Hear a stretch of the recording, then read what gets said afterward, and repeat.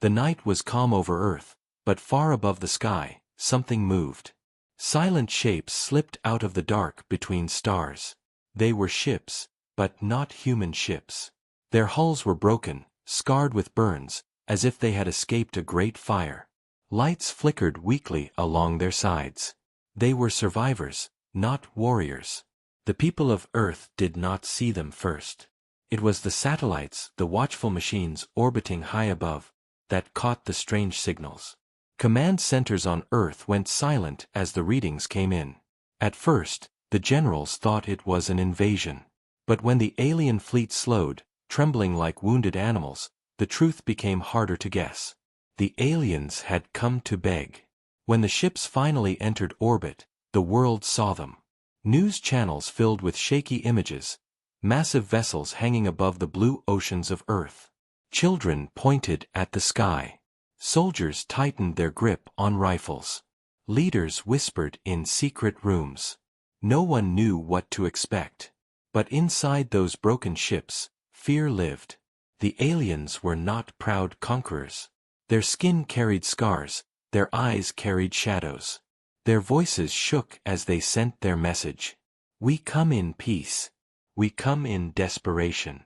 Please, help us. For the first time, humanity did not see aliens as gods or monsters, but as refugees. The world's leaders demanded answers. Why had they come here? Why Earth? Why humans? The aliens spoke in a language bent by translators, but the message was clear enough. They told of endless black fleets, metal swarms that swept across their worlds like storms. They told of a power that consumed planets, stripping oceans, cracking mountains, turning life into ash. They called them the Harvesters. No fortress had stopped them. No alliance had broken them. One by one, whole civilizations had fallen. The aliens who now orbited Earth were not diplomats or soldiers. They were survivors of 100 dead worlds. The humans listened in silence. Some thought it was a trick, a trap designed to lower defenses. Others felt pity. But most of all, people felt something new: dread. If these powerful aliens had been hunted to the edge of extinction, then what chance did Earth have? Still, one question burned in every mind. Why here? Why ask humans? The aliens hesitated before answering. Their voices dropped low, heavy with shame. They had run across the stars, begging other great empires for help. But every empire had turned them away. Some had even fired on them, fearing the harvesters would follow their trail. And then, the aliens spoke a word that chilled the room. A word whispered among the stars, a curse spoken in secret: Deathworlders. They explained that Earth was known across the galaxy, though humanity never knew. Not because humans had reached the stars, but because of the planet itself. Earth was cursed, feared. Other species called it a death world. The leaders of Earth frowned, confused. A death world? What did that mean? The aliens explained. Most planets in the galaxy were calm, gentle places. Worlds where life grew slowly, peacefully. A soft rain, a mild sun, safe creatures. But Earth was different. Its storms were violent. Its deserts burned like fire. Its mountains froze like knives. Its seas drowned and crushed. Its jungles carried poisons and predators that killed without mercy. To live on Earth was to fight. To survive on Earth was to adapt or die. And yet, humanity had not only survived. Humanity had thrived. They had risen in war, in hunger, in pain. They had turned every disaster into strength. To the aliens, this was terrifying. To them, humans were monsters forged by their world. Beings who laughed in the face of fear, who never surrendered, who learned faster and fought harder than anyone else. That was why they had come. Because if there was a species in the galaxy that could stand against the harvesters, it was not the empires of peace. It was the children of a death world. Silence filled the chambers after the aliens finished their story. The humans sat stiff, faces pale. Soldiers clenched their fists. The words echoed, Deathworlders. The aliens waited, trembling. They had thrown themselves at the mercy of a young, untested species. If the humans refused, there would be no one left to turn to. And then, late in the night, a reply came. Simple, sharp, and human. You came to us because everyone else failed. You came to us because you think we are different. But if the harvesters are chasing you, then they are chasing us too. The aliens lowered their heads. They had expected anger, maybe refusal. But instead, they saw something else in the human eyes. Not fear. Not pity. Something far more dangerous. Resolve. The night grew darker, as the alien fleet drifted above. On Earth, questions spread faster than fire. What were the harvesters? How far away were they? How long until they came? And most of all, could humanity truly save the galaxy? Or would their defiance only wake something far worse? The aliens did not know. The humans did not know. But one truth had already begun to take shape in the shadows of that night. When the galaxy begged for salvation, they had chosen Earth. And in doing so, they had awakened the Deathworlders. The world did not sleep that night. Across every nation, every home, screens glowed with the same images, broken alien ships hanging in orbit, their crews begging for help. Some people prayed. Some panicked. Some cheered, believing first contact was a miracle. But deep in the halls of power, leaders argued. Could they trust these creatures? Could they trust the story of the harvesters? The aliens offered proof. They shared broken recordings, images of burning skies, fleets shattered like glass, cities turned to ash. Entire worlds were erased. The screams of billions echoed through static-filled transmissions. Humanity watched with horror, yet something else stirred within them, anger. But even with the proof, one question remained: why humans? The answer came slowly, explained by the oldest among the alien survivors. His voice was thin, but his words carried weight. He told the truth of how other species saw Earth. They called it the cursed jewel. A world marked red on their star maps. A place most ships avoided. A place whispered about in warnings. Do not go there. That world will kill you. To the aliens, Earth was a nightmare. Its gravity was too strong, pulling on bones until they cracked. Its air was thick and dangerous, filled with countless diseases. Its oceans were violent, with waves that could swallow entire cities. Its land was a battlefield where predators stalked every corner, where venom, claws, and hunger ruled. And yet, somehow, humans had not only survived but spread across every part of it. The aliens explained further. On most worlds, life was fragile. A cut could kill. A storm could end a city. But humans were different. Their bodies healed faster. Their immune systems fought harder. They could eat things that would poison other races. They could endure pain, suffering, and still rise again. It was not just their bodies. It was their minds. The humans had faced endless wars, fought over land, over belief, over survival itself. They had built weapons not just to hunt, but to dominate. Where other species feared death, humans studied it, challenged it, even mocked it. The aliens told them a simple truth. The galaxy does not fear you because of your ships or your weapons. The galaxy fears you because you are from Earth. You are children of the Death World. The humans sat in silence. To them, Earth was home. It was normal. They had never thought of their storms, their diseases, their predators as anything more than challenges. But now, hearing it from outsiders, they began to see themselves through alien eyes. The world's leaders asked, if we are so dangerous, then why ask for help? Why not run from us? The alien elder lowered his head. His voice trembled. Because the others refused us. They fear the harvesters, but they fear you more. And yet, we believe only you can stand against them. Not because you are strong, but because you refuse to surrender. Because you fight even when hope is gone. A heavy silence followed. On Earth, the debate raged.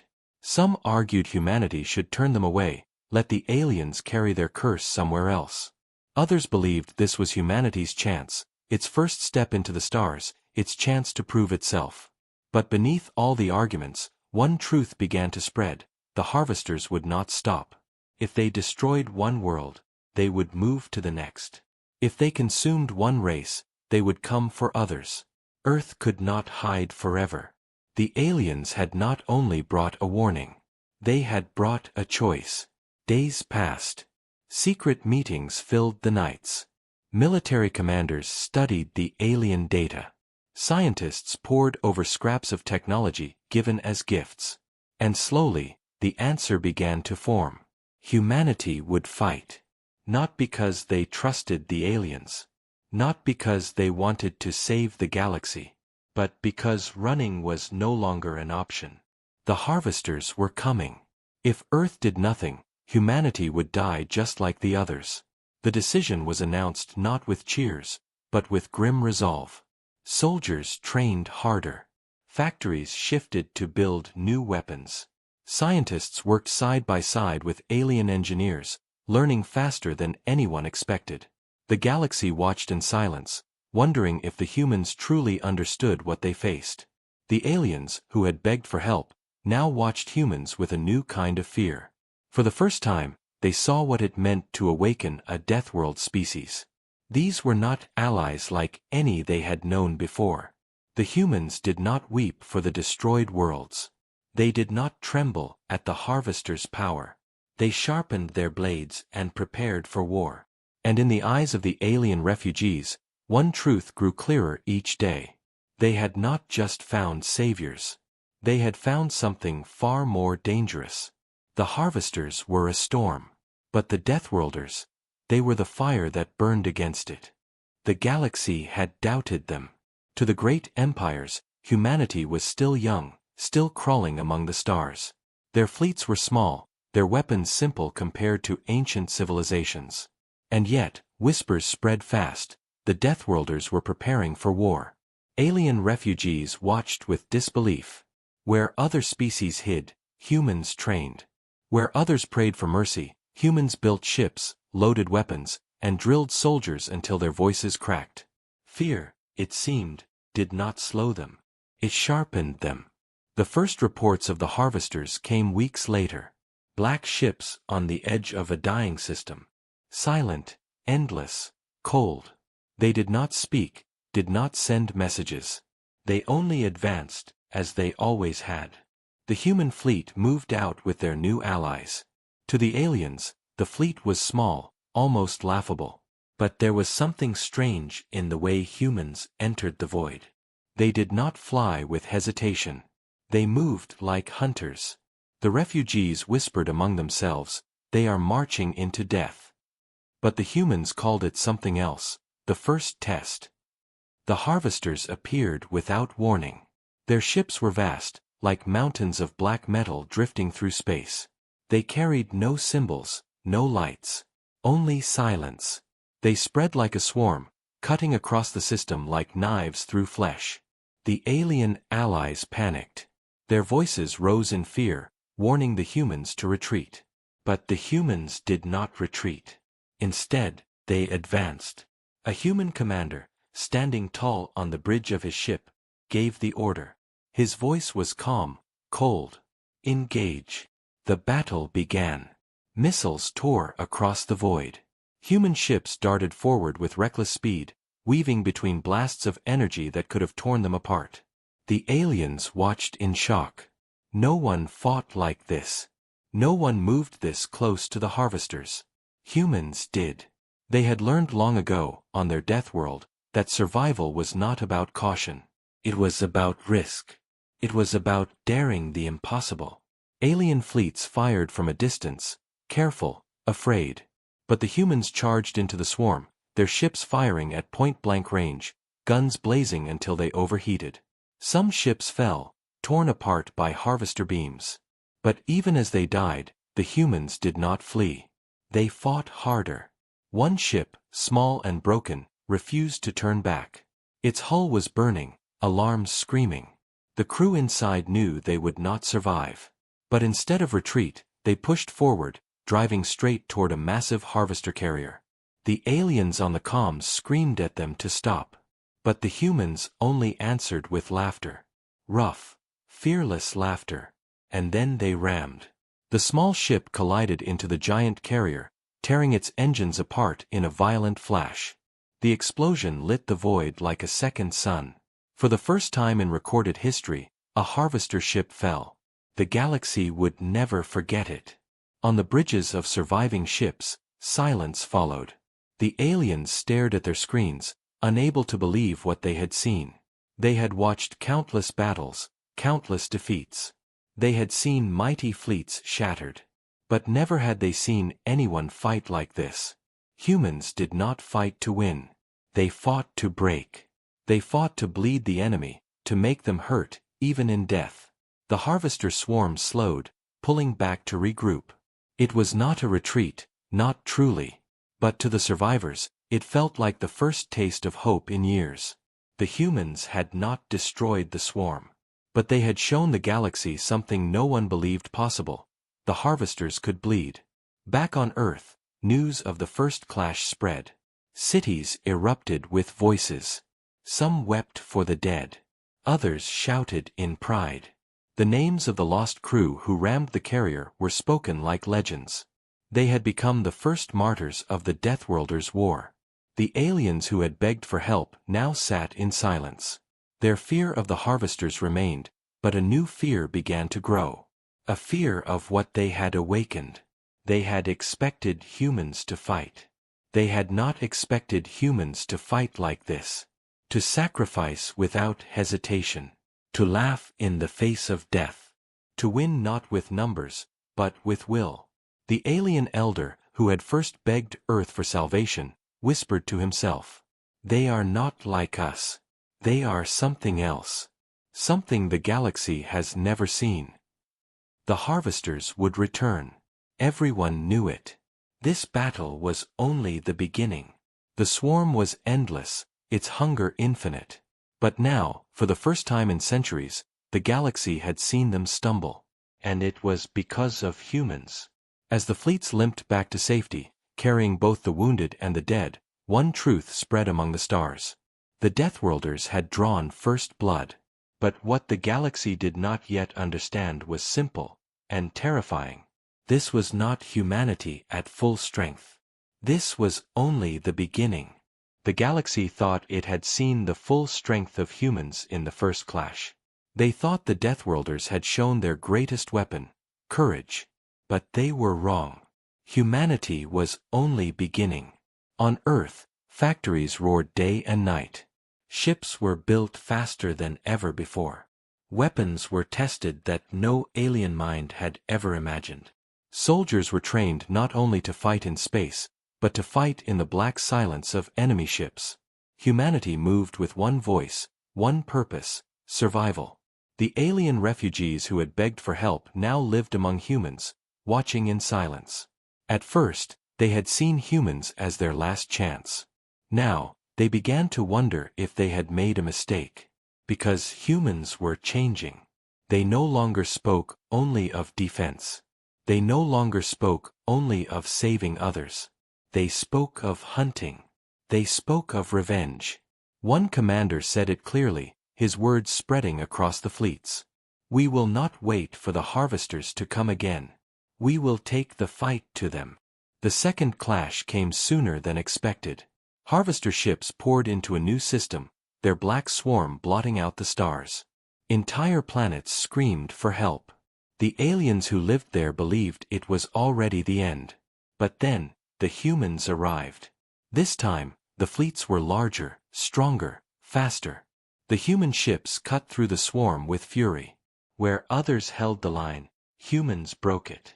Where others retreated, humans advanced. The aliens who fought beside them could only watch in awe and in fear. For the harvesters, the humans were not just enemies. They were predators. On one battlefield, a squad of human marines boarded a harvester vessel. No alien had ever set foot inside one and lived. But the humans did not hesitate. They fought room by room, with fire, with blades, with their bare hands when their weapons broke. The harvesters were machines of terror, built to consume. But against humans, they faltered. The Marines tore out their cores, leaving the ship burning from within. When they returned, bloodied and broken, the alien allies stared at them with wide eyes. To the Marines, it was just another mission. To the galaxy, it was unthinkable. Whispers spread faster than light. Tales of human victories, of suicidal bravery, of impossible tactics. Refugees told stories of Deathworlders who laughed in the face of death. Alien leaders, once proud, now spoke carefully when humans entered the room. They had asked for salvation. But now, they wondered, had they unleashed something worse? Because humans were not stopping. Every battle only made them stronger. Every loss only made them angrier. They studied the harvesters with cold focus, searching for weaknesses. And little by little, the swarm that had never been slowed was finally being pushed back. The galaxy cheered. But behind the cheers, fear grew. For the first time in history, the harvesters were afraid. They adapted quickly, always changing their strategies. But now, so did the humans. The Deathworlders learned faster, struck harder, risked more. The machines had been predators for ages.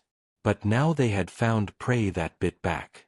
In one final broadcast, captured by dozens of alien fleets, a harvester ship burned while human soldiers stood victorious on its wreck. The human commander sent a message across the stars. You asked for salvation. What you awakened was not salvation. It was us. And we do not forgive. The words echoed like thunder. The galaxy's empires, who once ignored the refugees, now turned their eyes toward Earth. They had mocked the humans, called them primitive, weak, fragile. Now they whispered another name in fear: Deathworlders. Some wondered if the humans would save them. Others feared they would conquer them next. But no one could deny the truth. The galaxy had changed forever. The harvesters had been the great terror. But by hunting humans, they had awakened something far worse. On Earth, the skies burned with new ships rising. Across the stars, the Deathworlders advanced. They were no longer fighting only for survival. They were fighting because it was their nature. To endure. To rise. To never, ever stop. The aliens had begged for salvation. Instead, they had unleashed hunters. And as the humans moved deeper into the void, chasing the swarm into the dark, the galaxy held its breath. Because one truth was clear. The Deathworlders had awakened. And nothing would ever be the same again.